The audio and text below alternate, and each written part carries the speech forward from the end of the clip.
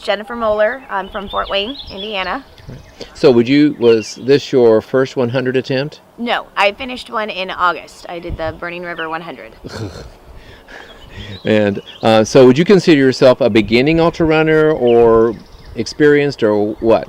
I would still consider myself a novice. I've been doing them for about a year. So I've done 3 50-milers and 1 successful 100-miler and Okay. Great. quite a few 50. Yeah. Okay. Think back to the start of the race. Here we come around. We got our headlights on. What were you thinking as you came up this trail? There's so much, a lot of just ready to go. Like you're so excited, and this is a great one because of all the friends and everyone you meet training for it. So you're confident, and I think that was a big difference between this one and last one. And just ready to go, excitement, just real. You could feel it. It was so fun. There's nothing else like it. There really isn't. Would you say you had any fears or doubts as you were going up, or you were trusting your training? I think you always have a doubt going up. It's a 100-mile race. You're always going to kind of doubt. You don't know what's going to be thrown at you. If there's anything you'll learn in your first ultra marathon is you have no idea what's coming.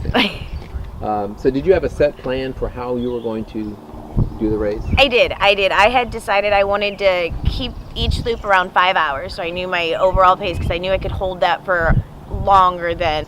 Everyone describes this course in different ways. Some describe it as an easy course. Some say it's deceptively easy. How would you describe this course? It's a great course. It has enough hills, but it's a fun course. Do you have a favorite part of the course? I do. It's about 6 miles in. You get into the woods. That's when you first really get into the woods, and you're about a mile out from the schoolhouse, and you're coming by the cabins, and it's when you can see people, and it's the lake. It's beautiful. Because it just opens up. Yes, and you can see everything. I think those are usually the moments where the smile on your face is, this is why we do this. Yeah, glad to be here kind of thing. So how is it running at night at this course? Do you feel comfortable or? I was lucky enough to be able to come up here a lot, so I'm really familiar with the course, so that was helpful because it is different. You can't see as much, you can't see as far in front of you, so you do have to, and those are the hours that you're so tired, and that's when you're going to trip and fall and get frustrated, so it's nice to know where you're at. And did you really know where you were all the time? I would say within about a half mile. Okay. I could look and know where we were. Okay. If you had a problem, what was your biggest problem? Chafing. Okay. Chafing. That was the one thing I didn't plan for, and it will throw things at you that you never experienced before. You can run 1,000,000 times and never have an issue, and then the rain and the sweat, and all of a sudden it's a big issue. Yeah. Before you dropped, what were you thinking before you got to the point where you found you had to drop? You're going to push through. You knew it was coming. I can do this. I was right on point. I was right to the hour that I needed to be in, and then all of a sudden it just becomes unbearable, and you can't. There's blisters. Did you have a pacer at the time you dropped? Yes, I did. Were they? How were they responding? Because were you verbally saying it? Because some runners don't say it to their pacer. Were you telling your pacer, I don't know if I can go?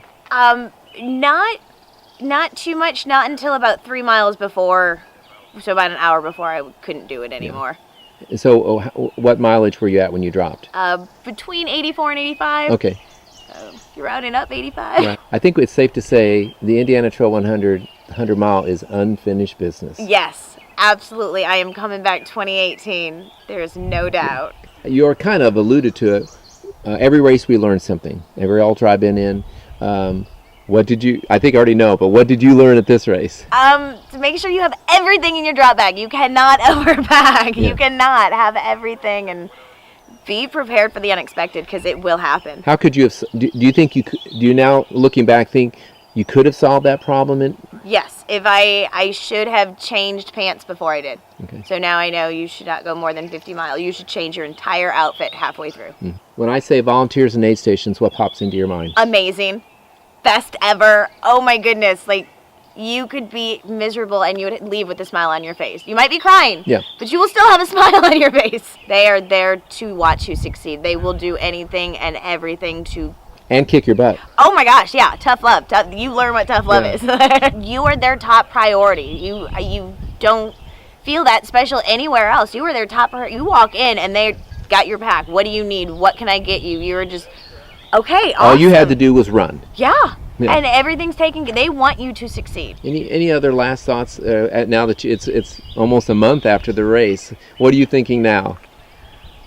I'm ready for next year. We're gonna do this unfinished. You Redemption. know, yeah. Yeah. You know it's coming, and I've got you now.